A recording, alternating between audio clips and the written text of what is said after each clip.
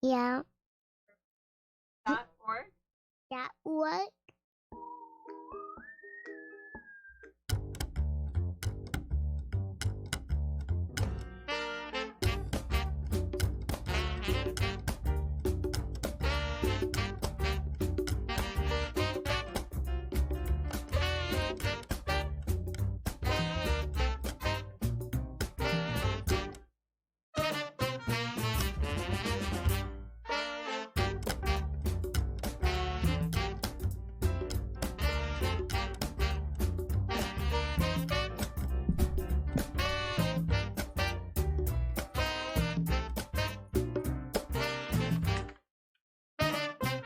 Good morning.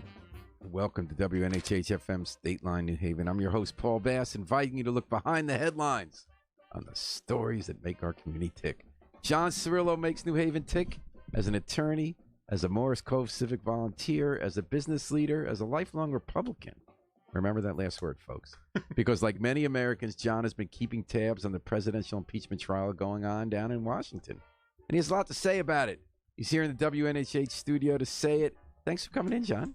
Oh, thank you for having me, Paul. Really appreciate it. Yale New Haven Hospital providing support for today's program. So you've been closely following the impeachment trial? Yeah, I have. Do you actually go home and watch it, or do you like at your work? Do you take a break and watch it? I don't. No, I haven't been watching it cover to cover, but usually in the primetime hours, when my family wants to watch other things, I find myself in front of a TV trying to get an update as to what's going on. So I saw, Wednesday night, Thursday night, Friday night. Well, and please get closer into the mic. Sorry about that. So I don't, even though so much America's watching, I don't know anyone besides our station manager, Harry Droz, who actually watches it.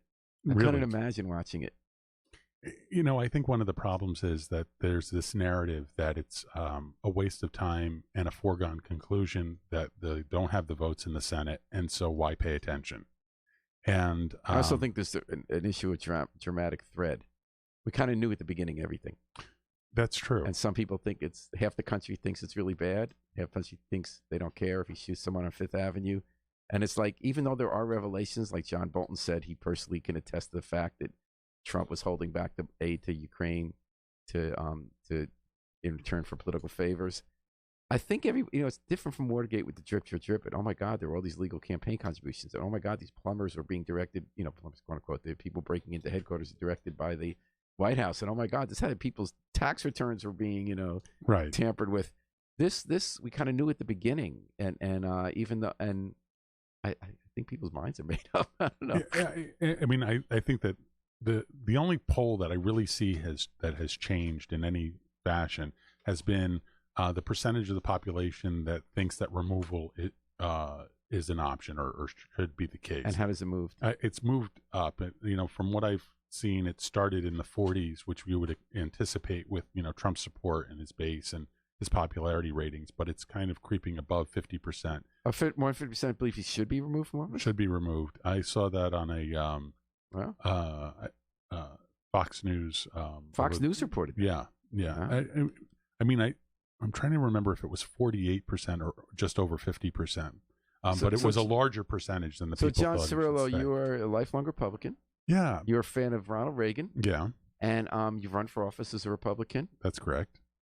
So I deliberately did not ask you before we went on the air what you think about the impeachment proceeding of this Republican president and the stand being taken by Republican senators. I wanted to be surprised along with our listeners, because it's obvious what I think. It's obvious what our station manager thinks.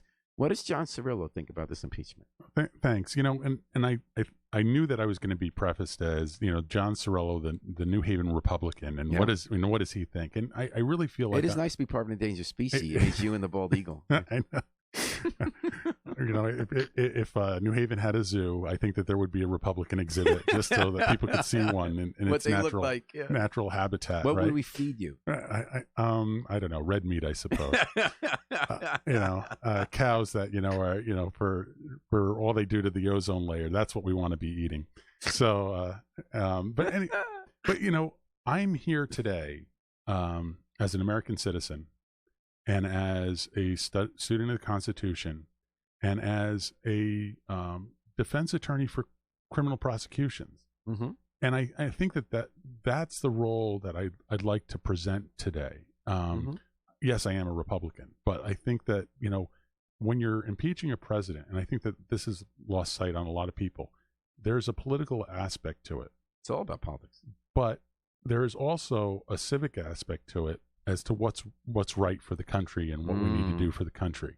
And I think that kind of gets sidelined with a lot of the talking points on both sides.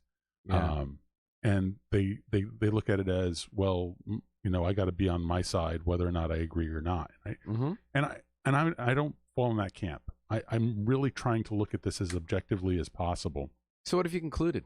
Well, I think that there's a fundamental misunderstanding about the process. How the House writes the articles of impeachment, and then the trial is in the Senate. And I brought a book with me. It's actually published by Yale University Press, and it's called Impeachment, a Handbook. Is that new? Or No, actually, it was originally written by Charles Black. And it was updated, right? Right. And it was 60 pages long, a very easy read. And it was written during the Nixon impeachment. And it outlined, it's really a guidebook for the whole process of impeachment. And then during the Clinton impeachment times, Phil Bobbitt did an addendum. So the whole book is maybe 120 pages or something like that. Okay. And what it answers a lot of questions very definitively on whether or not there needs to be an underlying crime in order to impeach Oh, no, there doesn't president. need to be a crime. Well, I thought you could impeach someone for like throwing a piece of paper on the ground. Well, you can't do that. But they talk about the Saudi Arabian case in this book, where if a president was elected and then decided to move to Saudi Arabia and conduct all of his business from there by post and telegram, is that an impeachable offense? And they said, there's no crime with him doing that. He doesn't have to live in the White House. He doesn't have to live in the country. But that would be an impeachable offense if he totally, separated himself from the country that he's But president. I thought the idea is high crimes and misdemeanors was meant by the founders if they think they've ruined the office. But in truth, it's if the other side wants to get rid of the president, right? No, that's not the case. Okay. So what is the standard? So there's two standards. Okay. First is in the House, that is the impeachment phase. And if you compare it to criminal law, it's the indictment. Okay. Yeah. And so when you have an indictment, and this is my criminal law background coming in, the police basically go and testify in front of a judge here in Connecticut. There's no cross-examination by the defendant. Right. He just presents his evidence, his side of the case. Reasonable suspicion of a crime. Right. And if they have probable cause that a crime was committed by this individual, then they issue an indictment. So these arguments that the president wasn't available or wasn't able to cross-examine witnesses. Oh, this is noise. Well, what about this issue, though, about high crimes and misdemeanors?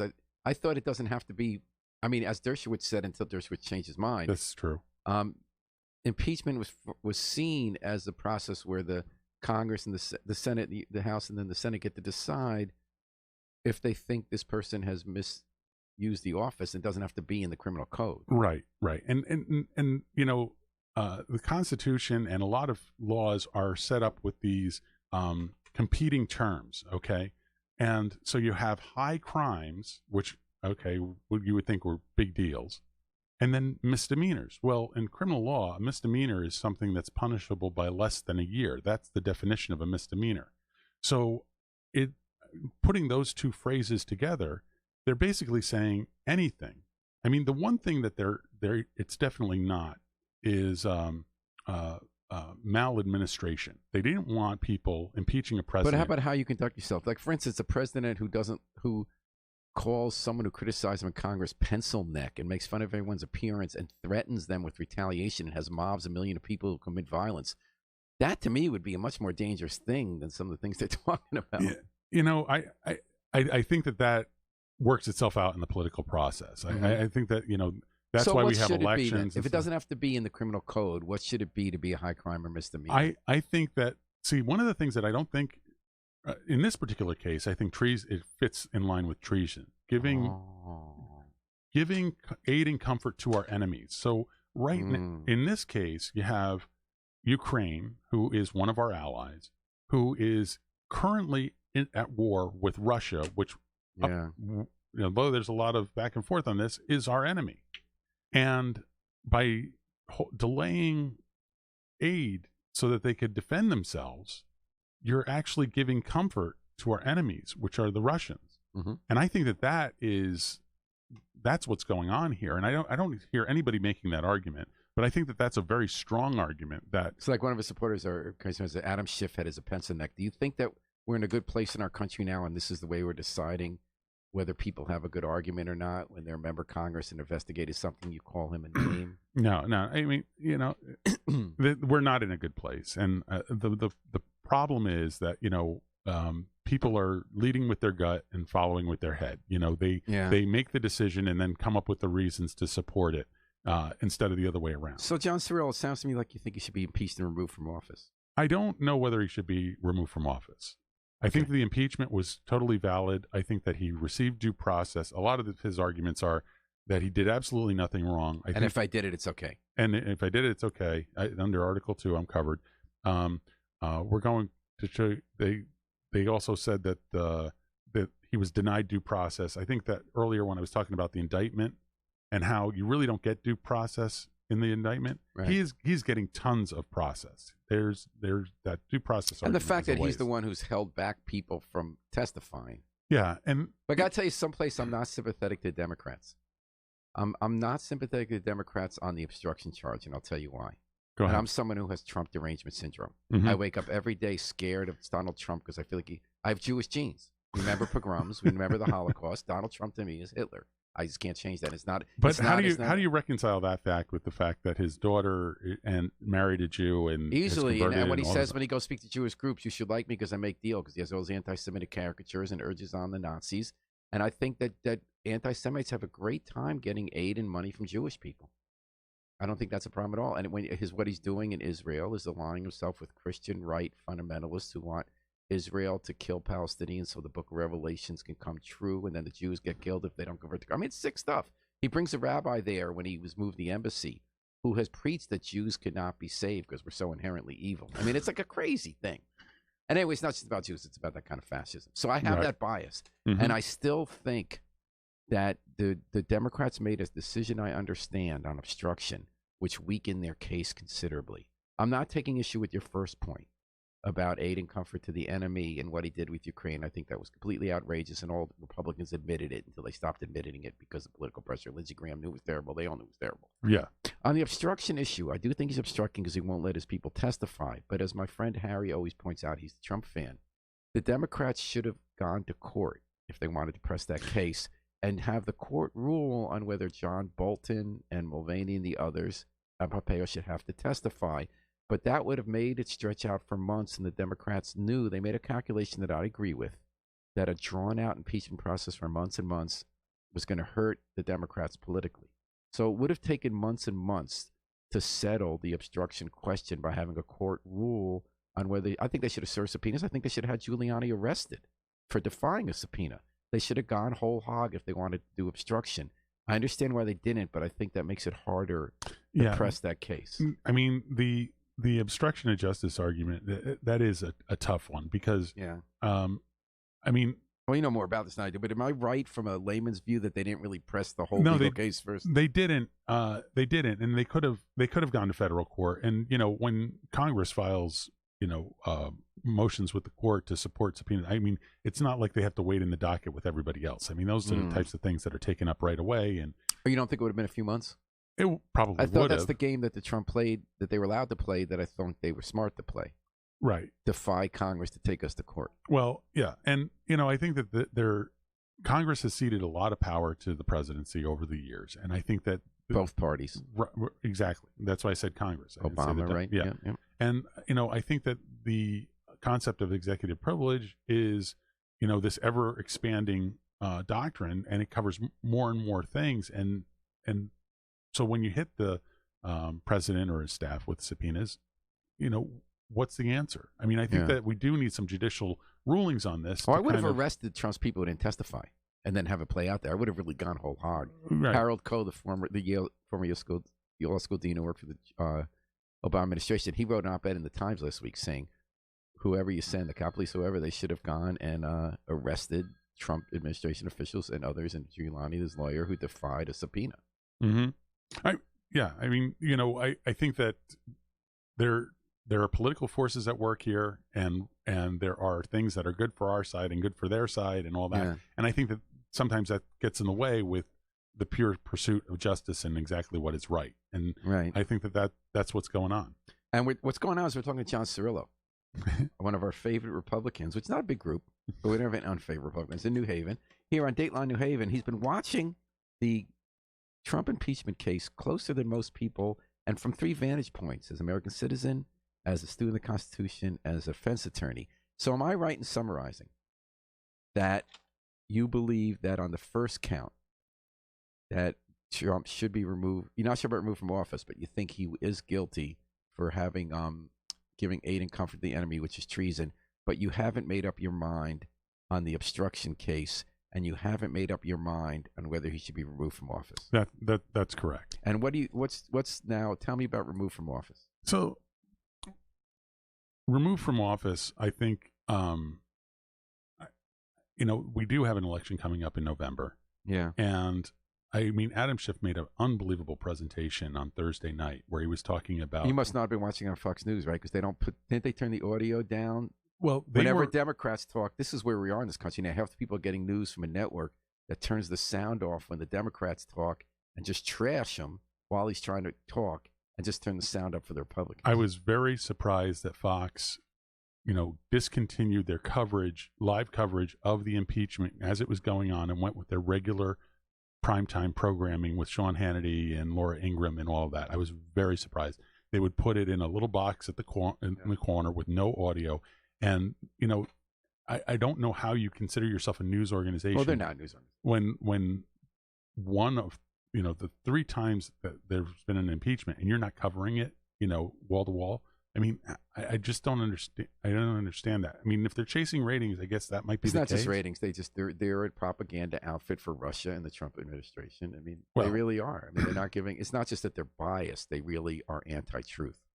I mean, I don't watch Fox on a regular basis. I tend to watch it during these scenarios just to try and see what the other side is saying.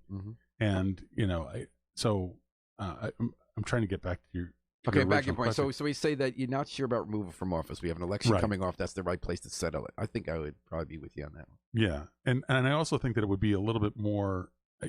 One of the things that I think a lot of people don't realize is that usually we elect a new president. The old president steps down from office, and we really don't hear from them that much.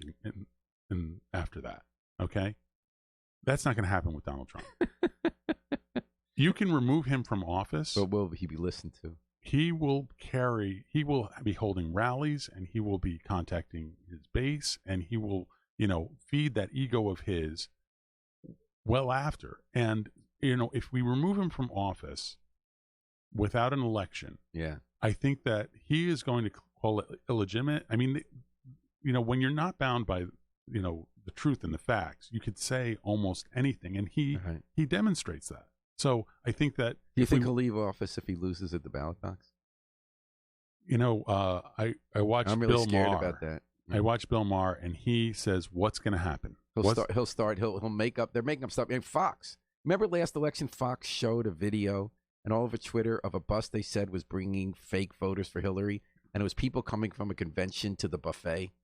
I mean, they're going to do that on crazy. And now they have AI where they would, where they're going to dock their video. So I'm scared that Trump, if he loses the election, I don't think he's necessarily going to lose. If he won't leave. If you look at history, Trump won the election, but prior to, when he thought he was going to lose, was talking about how it's a rigged election and he has all these people ready to kill. And there's all these, illegal immigrants that are voting and all that. And none of that has borne out. They found one person who fake voted. It was a Trump voter.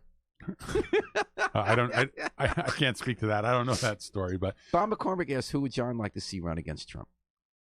On the Democratic side or any side? Okay. Are you supporting Trump's re-election? No, I'm not. And why is that? Because I mean, for a lot of the reasons why he's being impeached, I don't think that he's a good trustee. And when you're the president, it's not that you are a CEO.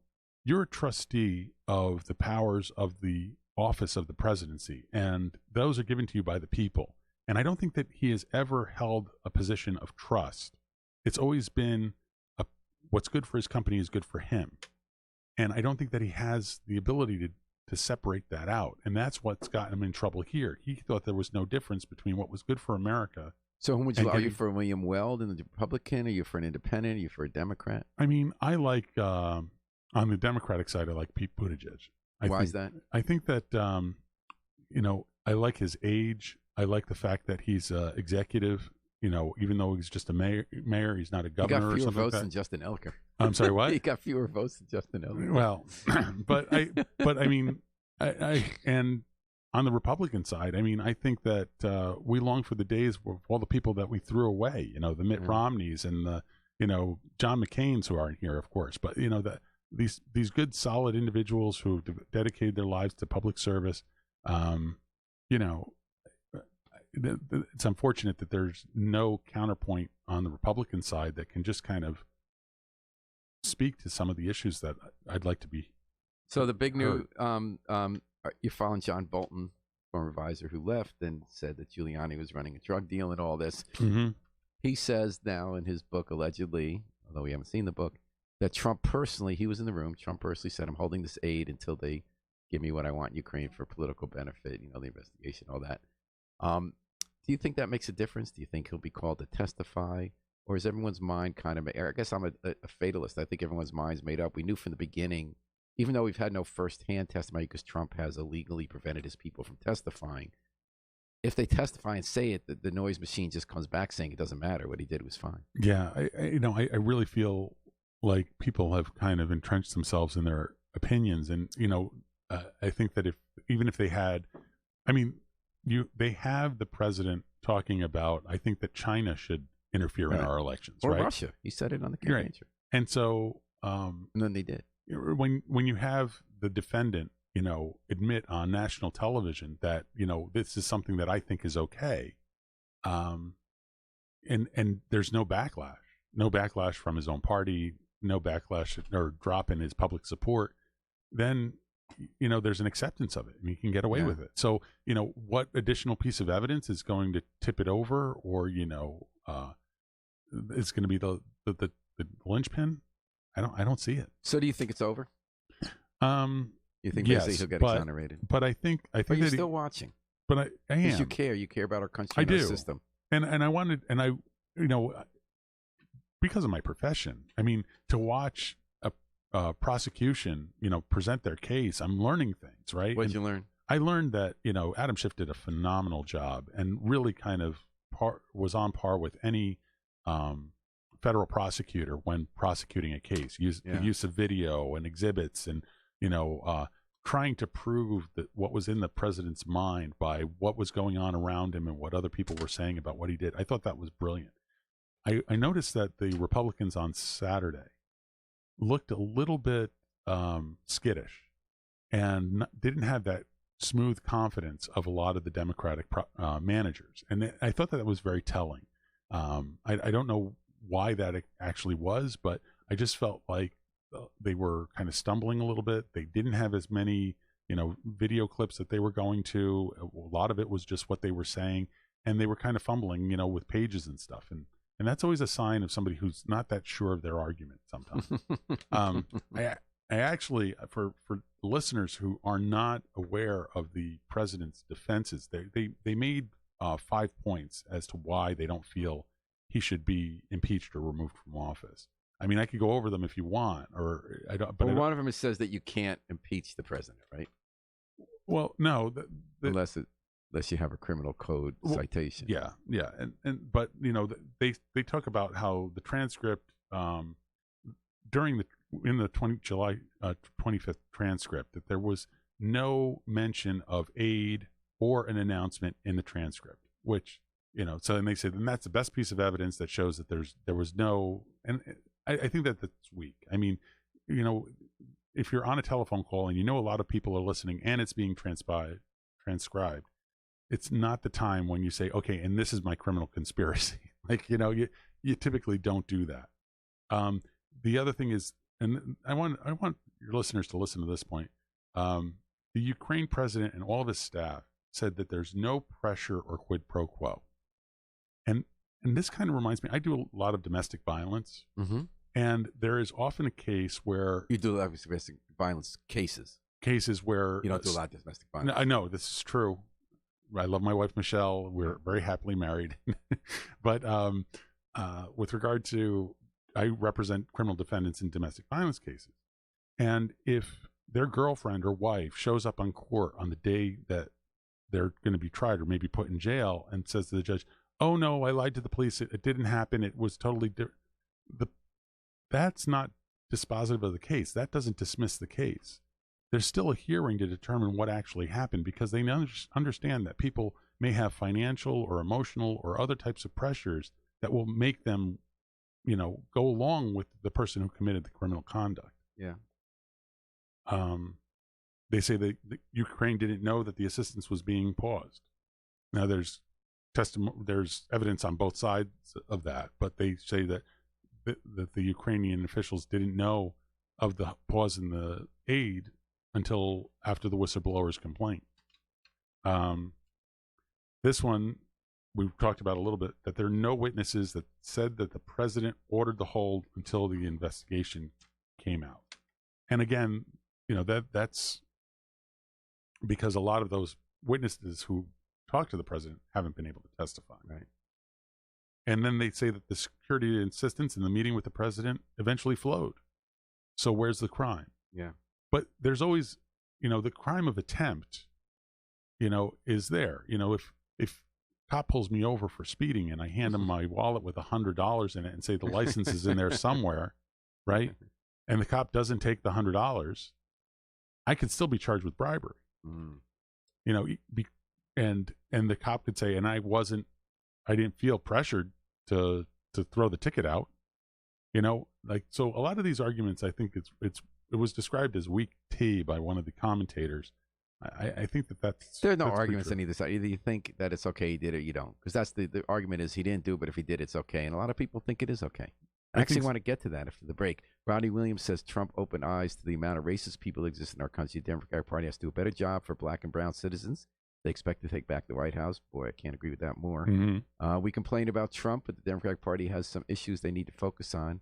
When they had the power, did it really impact the people on the ground? Thank you, Rodney, for that comment. You listen to John Cirello, local Republican with an open mind, watching the impeachment proceedings, and so far concluding, based on his own experience as a lawyer, he would, on the first count, which is, how's it summarize the first count about holding up the aid? Oh, geez, I'm trying to remember exactly how it's phrased. Yeah. But no, he's guilty on the first one. You think it's treason, and that's why, about giving aid and comfort to the enemy. You're not sure about obstruction, and that you're not sure about the need to move for office. You're kind of skeptical on that one. Yeah, and that's sort of the summary there of. Now, how does this play locally for Republicans? Like, what is the state of the Republican Party? What do people here think? Awful. Now, your former Republican town chair had built a lot of bridges in New Haven. Mm-hmm. The new one is a serious, hardcore Trump guy. Hates the media, won't talk to anybody. Yeah. I'm not that familiar with the new guy who's the Republican chair, and and I don't speak for the town committee. They've gone in a Trump direction. Yeah. But I think that it was evident in the governor's election, 2 years ago when we had a really strong Republican candidate and a very weak Democratic governor that was leaving, who had a lot of problems and a lot of people didn't like him.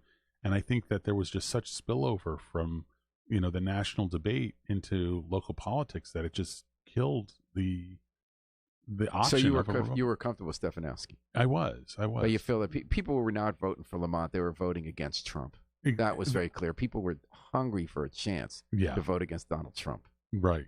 And I think that hurts us in the legislature, and I think that with our fiscal problems and businesses leaving the state, I think that we might need a Republican in the governor's office to kind of address some of those liberal issues. States elect Republicans. I mean, you had liberal Pataki in New York for those years. You have Charlie Baker in Massachusetts. Yeah, New Jersey. And I think we Christie. would have had Stefanowski if Trump hadn't been the president. Absolutely. I don't think there's a doubt in my mind about that. So how is the local party doing? Are you still active? Not as much. Why is that? I'm kind of stepping back a little bit. I'm focusing on my family right now. My kids are in high school, and it's kind of hard to attend all these fundraisers. Yeah, high school. Yeah, How'd that happen? well, They skipped 10 grades? no, but and so that's kind of what's occupying my time, and my practice has evolved to a point where I really need to be there a lot more, and so I kind of attend a fundraiser here or there, kind of press the flesh a little bit, but I'm not out knocking on doors, and I don't think that I'm going to be running. I always joke, this is a joke that I won't run again until my next wife, because Michelle is very against me running for. So I'd like about again. impeachment. I have two skeptical positions from about the Democrats that I've been wrestling with. One is the one you brought up about an election coming. That some of us who consider Trump, I have Trump derangement syndrome. I'm very scared about what's happening. Some of us believe that you can't solve it by removing him through impeachment, and that this precedent might get started of everything. I thought that the Clinton impeachment was overblown, and that there's no substitute to winning the argument at the polls. That American people have to be convinced that we shouldn't have a country based on division and hate, and preserving this sort of white majority that has some privileged place that somehow made the world better back in the old days, and that the country's not changing, that we shouldn't hate gay people, we shouldn't hate immigrants, we shouldn't hate Jews. That if we don't win that argument at the polls, that removing Trump will not remove the conditions, including the whole kind of right-wing media that is so dishonest and propagandistic, that we're not going to move past that unless we convince people to vote that way. Right.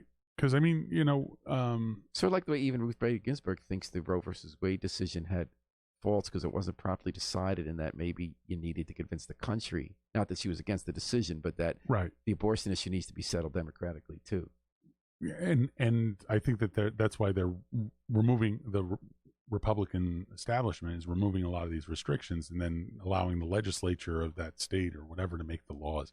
And that's a problem on, again, both sides, and on Democrat and Republican sides. If you're pushing things through just based on your party position and not a majority of the American public, there's resentment and there's lack of but I also think the conditions that created Trump won't go away.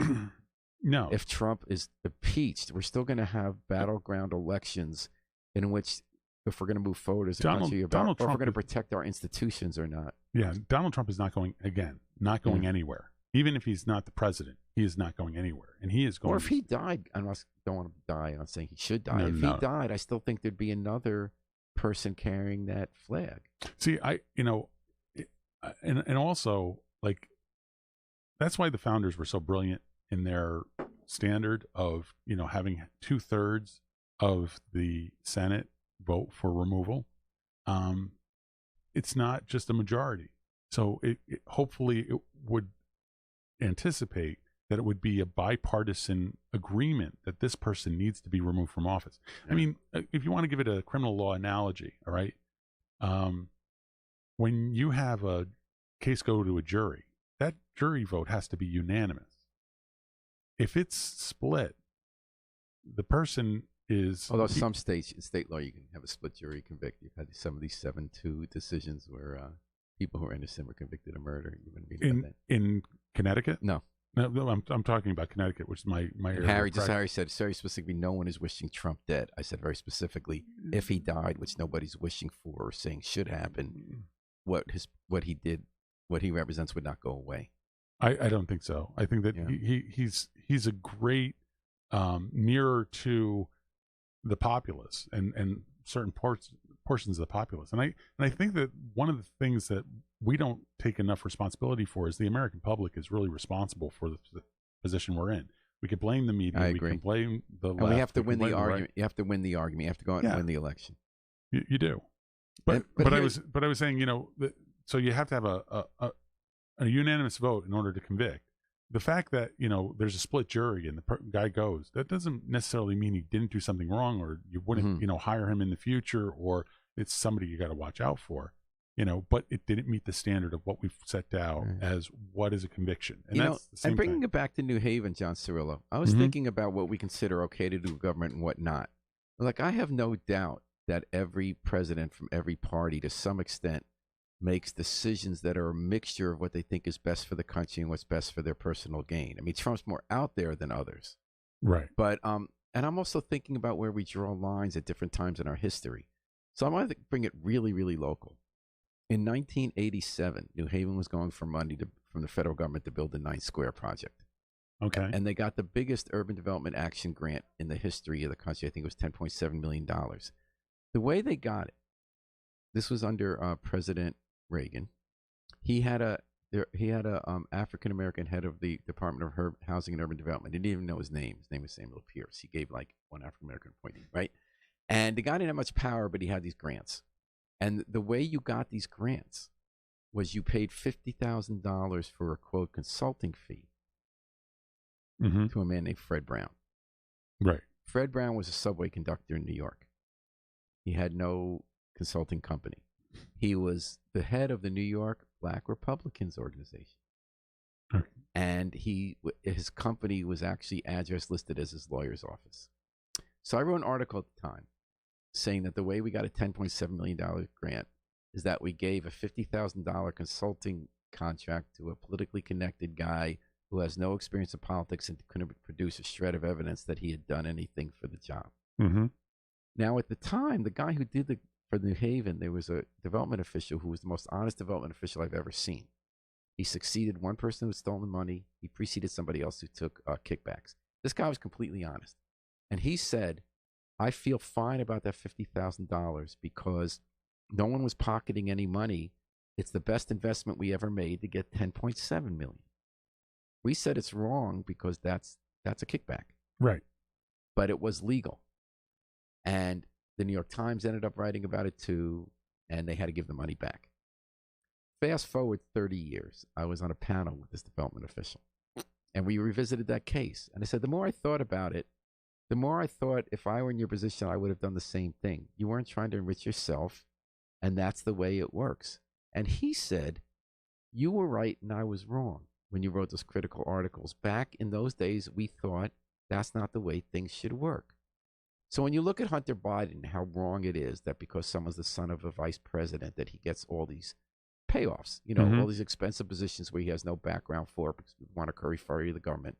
If you look at a president who withholds aid to another country until he gets a political favor paid off, it kind of reminds me of that argument we had in Microcosm in New Haven, where people say, well, that's the way things work, and in the end, you still get a good result, and everybody does it. Is that the way you think it's fair to see it that way? I think that everybody works in their own self-interest. I mean, that's the whole science of psychology and sociology is that, you set things up so that people work in their self-interest and all that. And that is always tempered, or there's a restrictor on that, either through religion or laws or things along those lines, to talk about, depriving yourself for the benefit of others. And it goes, I think that you could probably, they talk about George Washington even, having issues with this. So are there questions of degree? Like if Barack Obama says to the Russians, hold off, we'll make this deal after the election, but I have to run now, so I have to look right for re-election. Like I'm not really going to do that. I always think that, so this is kind of a trap though, because when you have a criminal defendant, okay, a valid defense to that criminal defense or that criminal's conduct is not, well, somebody else did the same thing and they didn't get away with it. That's, if you start playing that game, what about that person? That's called whataboutism. And then on the other side, that's how we see it. But then when you look at the other side, they have a point when they said they're totally right that if Donald Trump was a liberal who was like in favor of affirmative action, who was in favor, he wasn't for Nazis, no one would want him to be impeached on this. No one would even bring it up. Right. And I think that that's a lot of the frustration of the right is that, well, they always say, oh, if Obama did that, it would. And everyone switches sides hypocritically. Everybody who's for Trump and this was against Clinton for the exact same reasons. And all the Democrats who are for Clinton are against Trump and are hypocritical. Everyone's hypocritical about this. And I think that it was most telling yesterday. I was watching Fox News and they had Alan Dershowitz on, and he rails for about a half an hour as to how you have to have a crime in order to impeach somebody. And then they put up a video of him 20 years ago with, curly hair and and he's saying, "Oh no, you don't need a crime." And Yeah. like right in real time, we see this But you have a hypocrisy. different position. You say we do need a crime. You think treason's a crime, and that's what the crime was. Yeah, and and again, this book, the Impeachment Handbook. What I wanted to do. I think that a lot of people don't understand how the law works. And what you do is you have a standard, you have the law, and then you apply the facts to the law, right? So it's a lot of people say, well, it's right, it's wrong, but they don't know the standard that you're measuring it to. And that's why it was very important for me to figure out, well, what is the standard and what is the law, so that I can, after looking at all the facts, I can apply it and say, all right, well, this is the way it should work out. So that I think that a lot of people just don't think about these political problems that way. All right. You have any final thoughts, John Cirello, about this chapter in our history?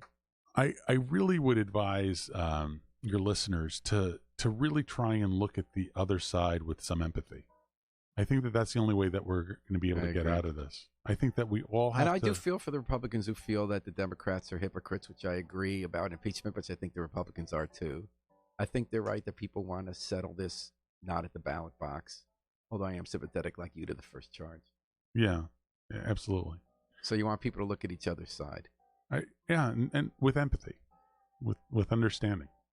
All right. Thank you very much, Paul. Cirillo, it is always so great to have you on Dateline. I really appreciate it. And thanks to our WNHA station manager, Harry Droz, the miracle man behind the controls in Yale New Haven Hospital, providing support for today's program. We're going to take it out with the Afro-Semitic Experience performing I Wish I Knew How It Would Feel to Be Free from the group CD, A Plea for Peace. This is Paul Bass inviting you to fly free with us every day and every night at WNHH, New Haven's home for the community radio.